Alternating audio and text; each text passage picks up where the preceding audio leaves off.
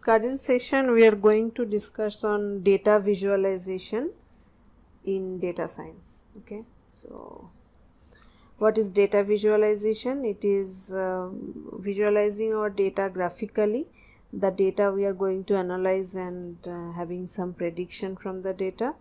EDA is done during initial stages of project for better understanding of data. So EDA stands for exploratory data analysis, that we mainly do to be familiar with the data and get some inner information about the data, which help us in analyzing the data in a better way. So in EDA this visualization is very helpful, and we are going to use this when we'll implement EDA. Final result presentation to non-technical audience. Okay, so once we are done with our modeling with the data and we have concluded with some predictions or some analysis result, then it is very important that our final result should be presented to the people who are looking for the output, and most of the cases they are non-technical people, so it is very important that we make them understand about it, and here data visualization plays an important role, because it is difficult to show some set of data or code to people who are not much technical. So in that case visualization help us. Okay, then this data visualization can be used to show relationship, comparison, distribution and composition analysis for the data. Relationship means when we have multiple features in the data, then most of the time we are interested to know that what are the relationships between two or more features or columns, and data visualization help us in that. We will have some hands-on on this as well, the things will be more clear. Then we can do some comparison between the value ranges of different features. Then we can see the distribution of data. Distribution means suppose there is a salary column for any employees, so we can have the maximum, minimum salary and the average salary, and we can have the distribution of salaries, means how close they are from the average salary, or what is the difference with the salary and the minimum and maximum salary. So these information are about the distribution of data that we can get very well with visualization techniques. Then we have the composition analysis. Composition analysis means that for any compound or anything, if it has multiple components, and how they are formed, means what is the ratio of different components in anything. So that type of composition analysis also we can do through data visualization. So it has actually a lot of importance, and in Python we have many libraries who give us these features, where I can use those library functions to implement data visualization. We are going to discuss majorly on Matplotlib and Seaborn and our pandas libraries, that how these library functions can be used to implement data visualization. So the first library that we are going to discuss is Matplotlib. Okay, Matplotlib is a Python library used to create data visualizations quite easily, that I will show you that how Matplotlib can be used. Okay, then matplotlib.pyplot is a collection of command style functions. So pyplot is a collection of functions, so we'll use this pyplot when we are going to do some visualization. Okay, then plot is a versatile command and will take an arbitrary number of arguments, so we'll mostly use plot when we are going to have this data visualization. We can have multiple subplots. I'll show you with some hands-on examples that how to do this. Okay, then color coding can be done for different groups of data, so we can have different colors for different types of data. Okay, fine. Okay, so there are different types of visualizations. We can have scatter plots, we can have line plots, we can have histograms, bar plots, and so on. These are the different types of visualization techniques, and they have their specific purposes as well. We do scatter plots generally for showing relationship between two or more variables. Okay, line plots, it's a simple plot where a line is drawn for the x and y value supplied. Means when we have two sets of variables and we just want to generate, or we want to understand what is the relationship between these two variable sets, then we generally draw line plots. Okay, then histogram is something which actually for a set of numeric values, I can get the frequency of that value. Suppose for any data set, if the ages of some employees or some students are given, then I can get that in a particular age group how many people are there. So for this type of information we can use histograms.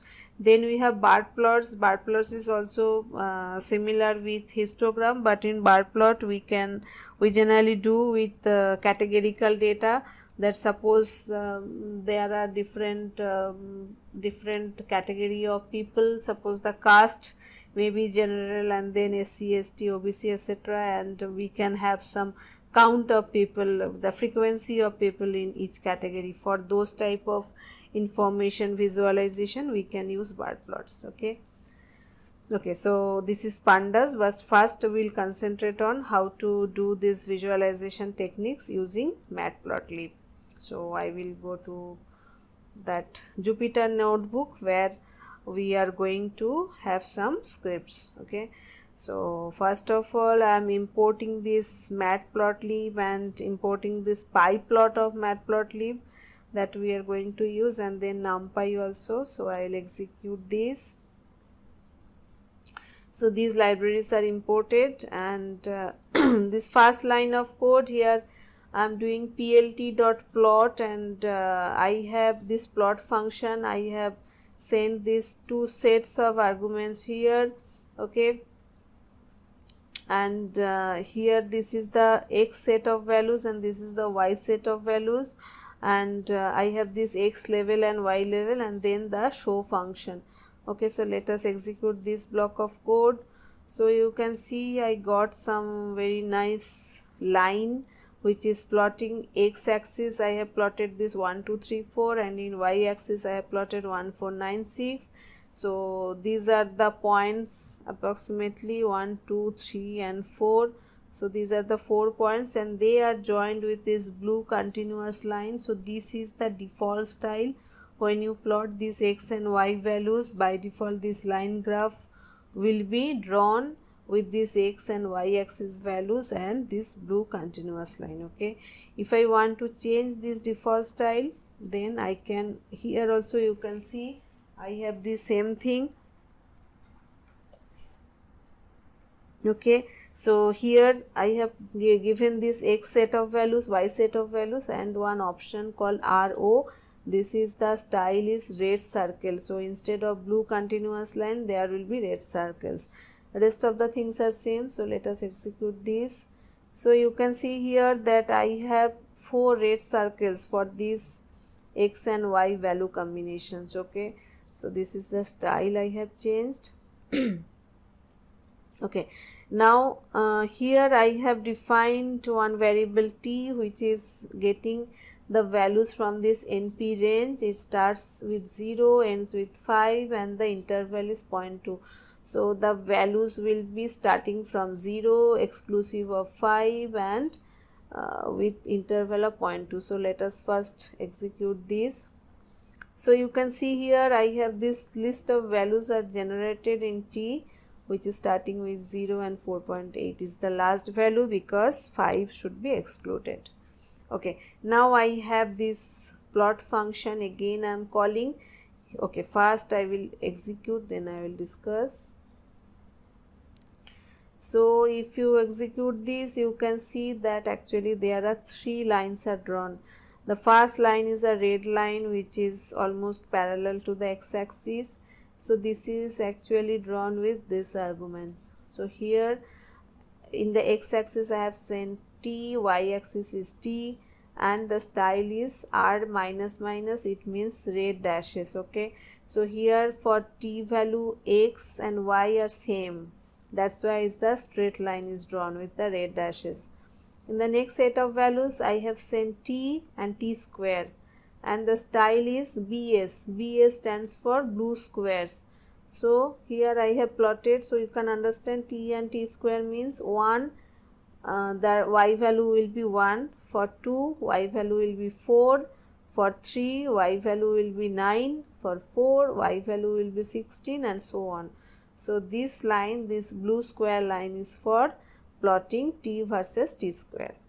Then the third one is t comma t cube. Okay, and it is the style is this G, this stands for green triangles. So it is actually t versus t cube, so it is plotted like this. So here in the single plot I have multiple line graphs I have drawn with these sets of values. Okay, so I guess it's clear so far. The next thing is, here I have defined one dictionary called data. Okay, here I have one dictionary data. Here the value sets are, for the key A I have this list of values, for key B I have this list of values. Okay, then I have data 1 is another variable. Here this is also one dictionary. Here I have this C key and the list of values as the value, and here I have added one more key called D, and I have added this list of values. Let us print data and data 1. So you can see how these two things got printed. Okay, next is now I am going to have some scatter plot. Okay, so instead of giving plot function I have called this scatter function. So if you execute this, A and B I have sent in the scatter plot, I have sent argument as A and B. A will be the x-axis, B will be the y-axis. So A means these values, B means these values, and here C and S also are sent, and data equal to this list of values. Okay, so let us execute this first, then we may explain. So I will go here, run it. Okay, so here scatter plot is drawn, and for A is the x-axis values, B is the y-axis values, and this C equal to C. C means here it is these values you can see. So these are actually different colors, these colors, and what will be the size of these blocks where these values actually, these x and y values meet here. So these are the 5 points, and they are drawn with different colors and different sizes. So that is being defined by these C and S parameters. So if you don't supply these parameters, then the default values will be taken. Okay, so now again I have this data for plotting. So here I have defined two variables, t and s. T is a range from np, and s is a function. It is np dot sine 2 into np dot pi into t. Okay, so I am just generating two sets of values here. So let us execute this first. Okay, so t and s are populated, so let us print t and s. So this is a set of values t, and this is a set of values s. Okay, so here I have called this subplots function. Actually when we have to generate multiple plots within the plot, then we call this, and here I have called without arguments, but this figure and x, fig means the figure defines the plot, and the ax means it stands for the axis. Okay, so here I have written ax dot plot t comma s. That is also possible that for this axis I am plotting t comma s. So I actually want a plot. Then I have set ax dot set. I can run this function. It accepts all the x level, y level, and the title. So here I have given. Okay, then ax dot grid is called. That means it will be in the grid format. When you see the plot, there will be grid, and then it is, this figure is saved. Okay, so the figure that will be drawn, that will be saved as .png file, and then finally this show function is called. So let us execute this. So now you can see a beautiful line plot is drawn here, this x-axis. So first of all, this simple line plot, it came from this title.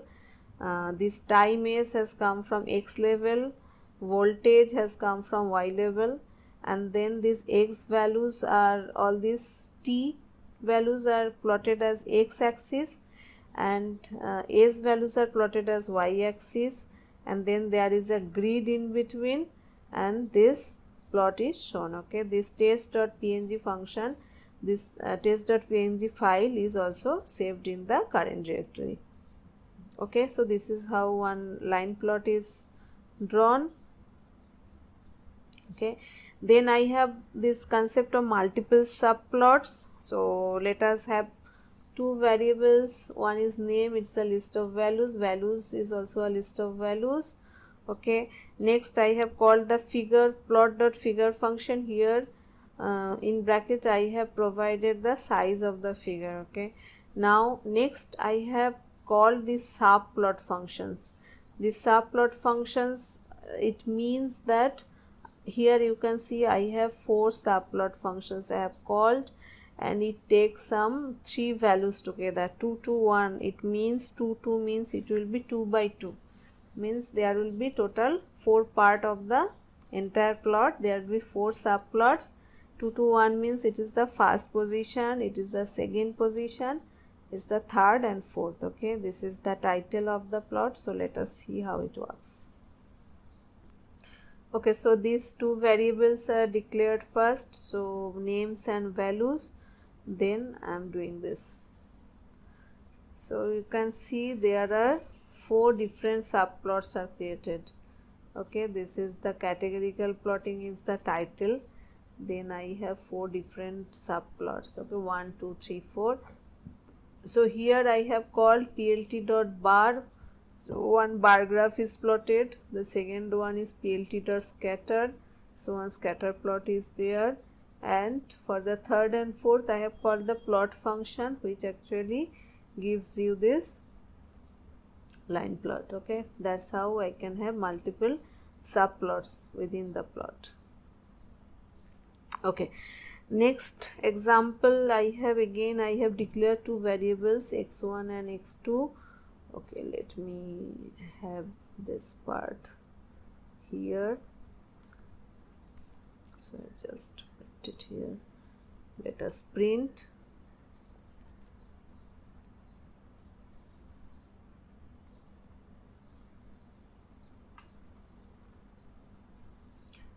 Okay, run this. So there is a set of values. You can see that from 0 to 5 you have this possible values, x1 and x2. x1 ranges from 0 to 5 and x2 is from 0 to 2, and y1 and y2 are the functions of x1 and x2. Okay, it is also a set of values, the same number of values for x1 and x2 and y1 and y2. Okay, so here I have done another subplot, so I have called this subplot function. So either you can give these numbers together or comma separated. So it is like 2 subplots I want, so 2 into 1 2, and this is the first position, this is the second position. So here I am plotting x1 and y1, and here I am plotting x2 and y2. These are the titles and y levels, and this is the style. So let us execute this. So now you can see that this is how actually the nature of data is different. So the plot is different and the style is also different, because here I have put this option and here I have put this dot dashes, and there is this O dashes. So that's why the style is different and 2 subplots are there. Okay, so here I have put this 2 different y levels, and this is the x level, because x level is common, so x level is there and 2 different y levels are there. Fine, so clear so far, I guess. Okay, so the next thing is scatter plot. we are going to discuss on scatter plot. Okay, so I will go to the presentation once. So pandas we are going to discuss later. Okay, fine.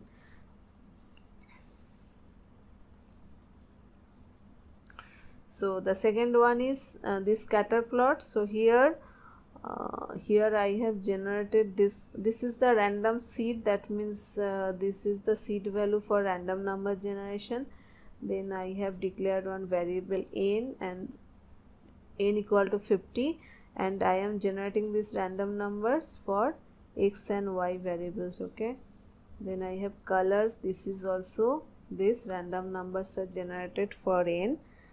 Okay, then this is area. This is another variable I have created, which is something 30 into np.random.rand n and square of this. Okay, 0 to 15 point. This is something that is the how this this scatter plot will be generated. Okay, the data in the scatter plot, how it will be shown, the images. And then I have called this scatter plot. Here x and y I have supplied, s equal to area and c equal to colors. Let us see how it works. So now you can see it's a scatter plot is generated. As you can see that it has different colors, and the size of these blocks, size of the circles are also different. So these two things are generated by these two parameters. Okay, this alpha is something which is actually controlling the color range. So that's how then some scatter plot is generated through Matplotlib. Okay, next one is bar chart. So as I told you that it is something which is done for different categorical data and their frequency. So here initially I have created 3 list of values. Okay, levels and mean, means and omen means. Okay, and here I have this x I have generated, it is length of levels. Okay, and this is width, another variable. Here I have called this subplot function, and this axis and the figure I got as output parameter from these functions. Okay, then I have 2 variables where I am calling this bar graphs. Okay, so I am calling this bar graphs. Here in this bar graphs I am sending this is the x value, it will be x minus width by 2, mean, means, and then width and level. Okay, and similarly for this second one, here I am sending x plus width by 2. So here actually I am trying to generate 2 bar graphs for the men's and women. Okay, so let us first do it for a single one. So I will add one more cell. Okay, let us just copy this. So I will copy the entire thing here. Oops. Okay, so here I will just remove this part.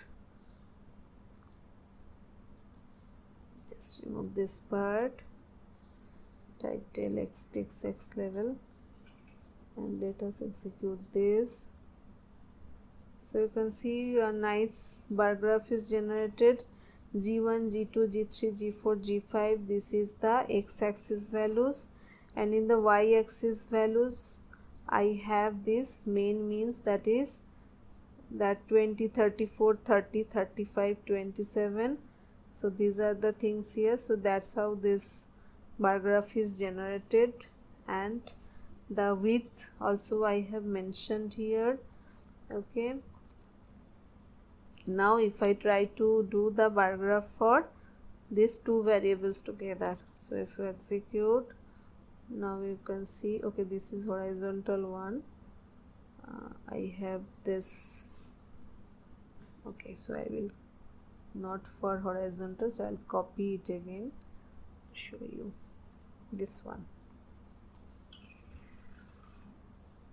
Okay, so I will add this omen part as well. So here by 2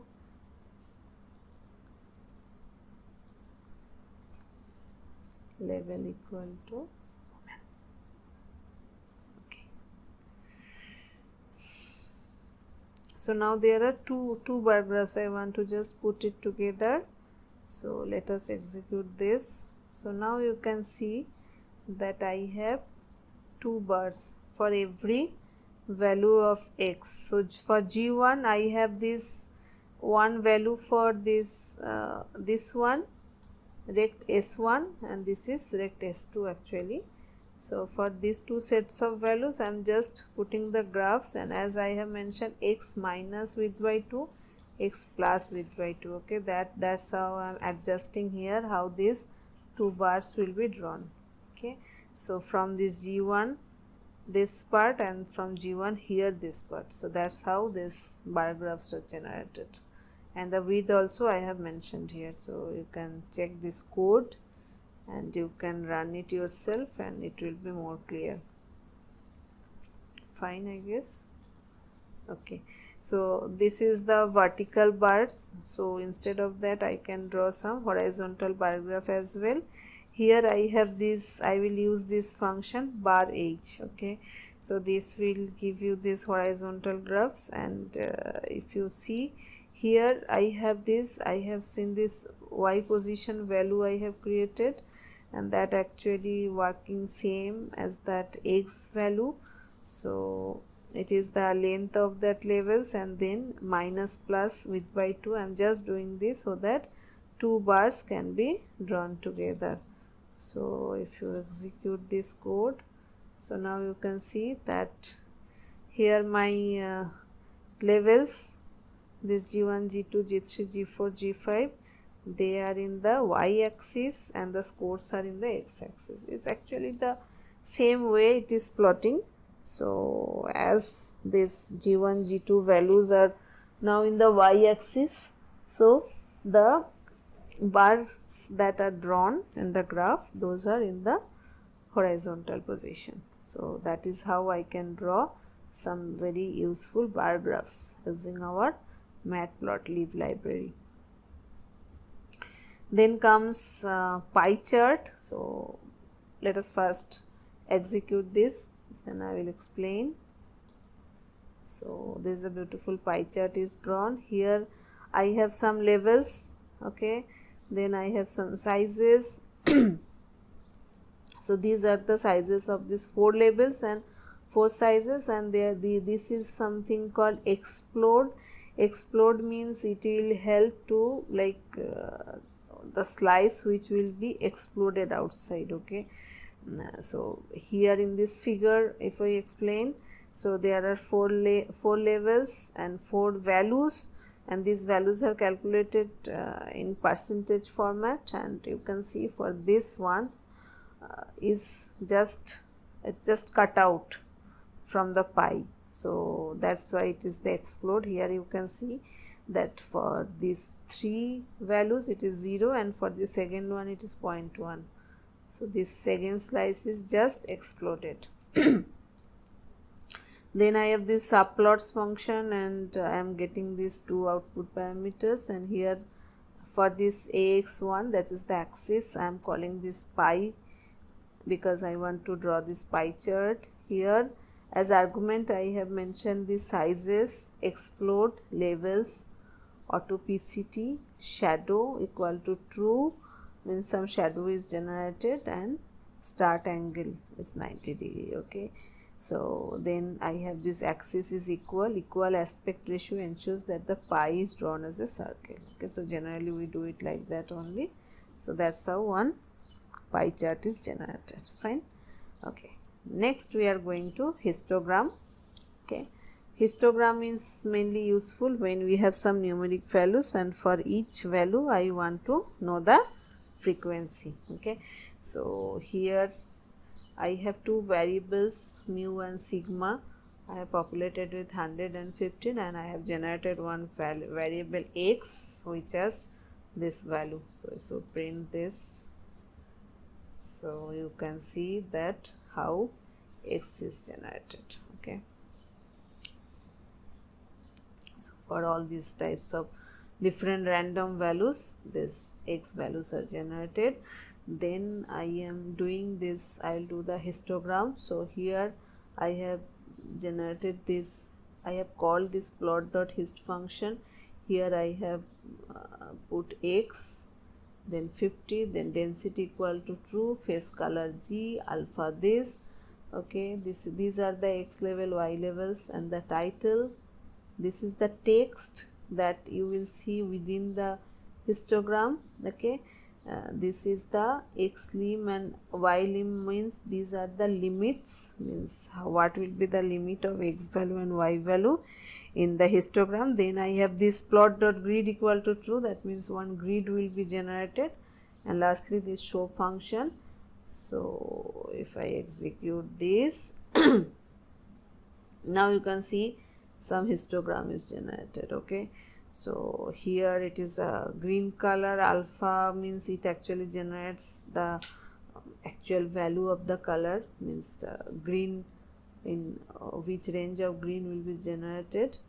Okay, then I have this these levels. You can see here that this x level, y level, the title, and this text within this, and this limit means 40 to 160, and here from 0 to 0.3. so these are the x and y limits, and grid equal to true, so one grid is generated. Okay, so that's how this 50 is the actually the number of beans. So number of beans means when you are generating the histogram, so it is like how many block of continuous values will be generated, and for that corresponding block the frequency is calculated. That's how histogram is generated. So if you just change this, if I change this to 20, let us see. So if you run, so you can see now actually there are these blocks, there are 20 blocks. So this is the number of bins. So that's how histogram is generated. Okay, so we have completed our discussion on Matplotlib, and in the next sessions we'll discuss how to do this data visualization using pandas and seaborn library.